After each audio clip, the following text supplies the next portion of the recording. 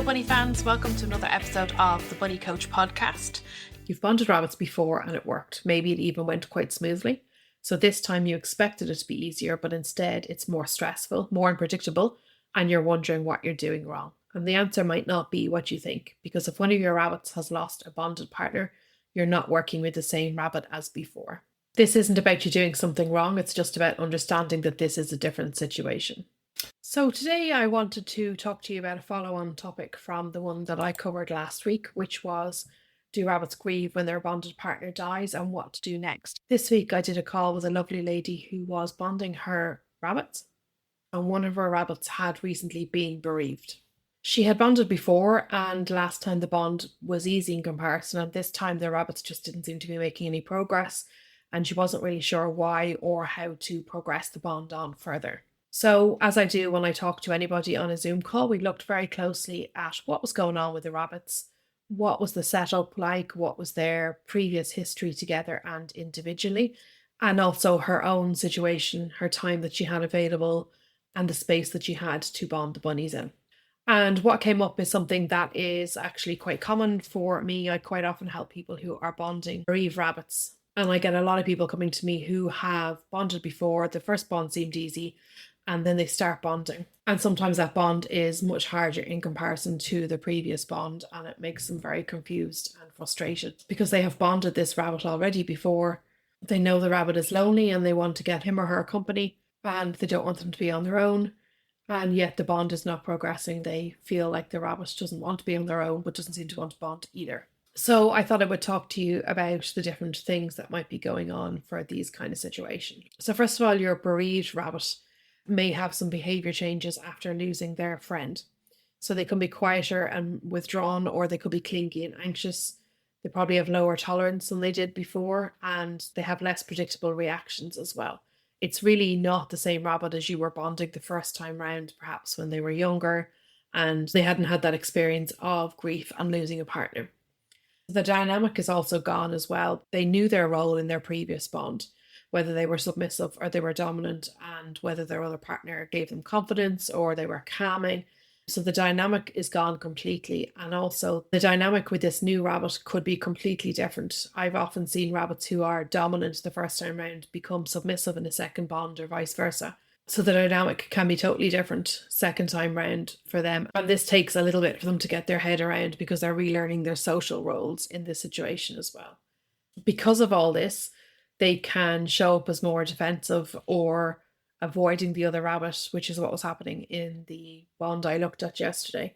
Or they can suddenly seem to snap and be aggressive as well, even if that's out of character for them usually. Or they can just behave completely out of character to how you have seen them before, whether that's on their own or with their previous bonded partner.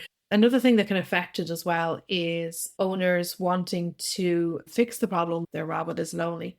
And sometimes it can be too soon for the bunny, and sometimes it can be too soon for you as well, because don't forget, you're bereaved as well as they're bereaved. And what can happen is you can feel as though, because your rabbit is lonely, you can feel as though you need to rush into getting them a partner, and you may not feel like you have the time to spend choosing the right match for your bunny, which can mean that their personalities possibly aren't as matched as they might be and can make the bond harder. Now, I do believe that most rabbits can be bonded and most rabbits can be persuaded to be friends with the right process and the right method and some tweaks.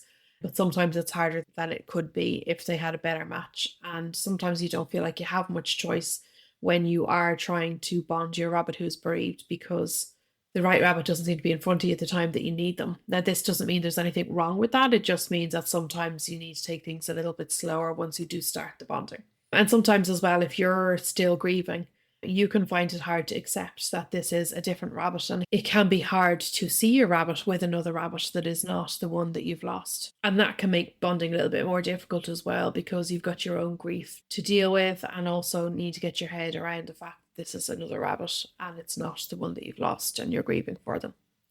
Your rabbit also is looking at the other rabbit going, this isn't my partner. And this can be quite confusing for them, because although the rabbit might look different, they may expect them to behave in the same way as their previous partner. And when the other rabbit does something that they're not expecting or doesn't behave in the same way, that can be a little bit hard for them to get their heads around as well. You can also get frustrated, which is very normal as well. If you found that your bond was easier last time, or perhaps your rabbits fell in love quite instantly last time. This is a very common scenario as well that I have, where people come to me and say the last bond was so easy, they fell in love straight away. And this bond is really, really difficult. And that can be very frustrating for owners, and it can make it harder for them to read the behaviors and read the progress as well when the bond is so different than the last time round. So it's not going the way you expect it to. And you're seeing different things that you didn't see before. And now you don't know how to handle them because it's not something you've had to deal with before.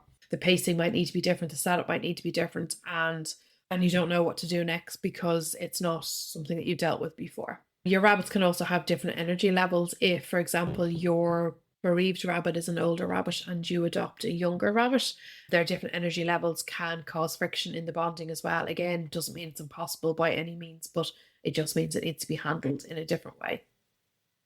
You also need to give your new rabbit time to settle in before you start bonding. And this is something that I see commonly as well, is that people bring home a new rabbit and then they start trying to bond them within a day or two of them arriving.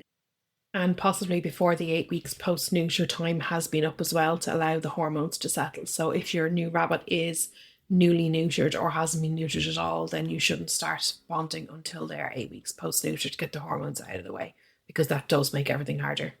And actually, the new rabbit needs time to adjust to your environment, get to know you before they start down the road of the bonding process. So what I usually recommend is that you actually keep your two rabbits separate for about a week, because you want to quarantine your new rabbit and make sure that they aren't carrying anything that might affect your rabbit. So the best thing to do is house them separately for a week, tend to your own rabbit first, and then tend to the new rabbit after that. That way you're bringing the smell of your existing rabbit to your new rabbit, which is good for them to get to know them a little bit. And you're not taking the smell of the new rabbit to your existing rabbit, which can make them freak out a little bit at first. And it also means you're not bringing germs or possible infections towards your existing rabbit either. So keep them quarantined for a week, and then after that I recommend housing them side by side for a week or two so that they can get to know each other's movements and smell and the sight of the other rabbit before you actually start bonding. And this way everybody has time to adjust to each other. So going back to the lady that I had a call with last week, it wasn't that she was doing anything wrong, far from it. It was just that this situation needed a different approach in order to give both rabbits time to adjust. And that is something that I see quite often. Every bond is different, and sometimes just having someone look at your specific rabbits and what's happening can make things feel a lot clearer. So if you're in that situation where this bond just isn't going the way you expected, whether you have a bereaved rabbit or not, you don't have to figure it out on your own. You can start by telling me what's going on with your rabbits.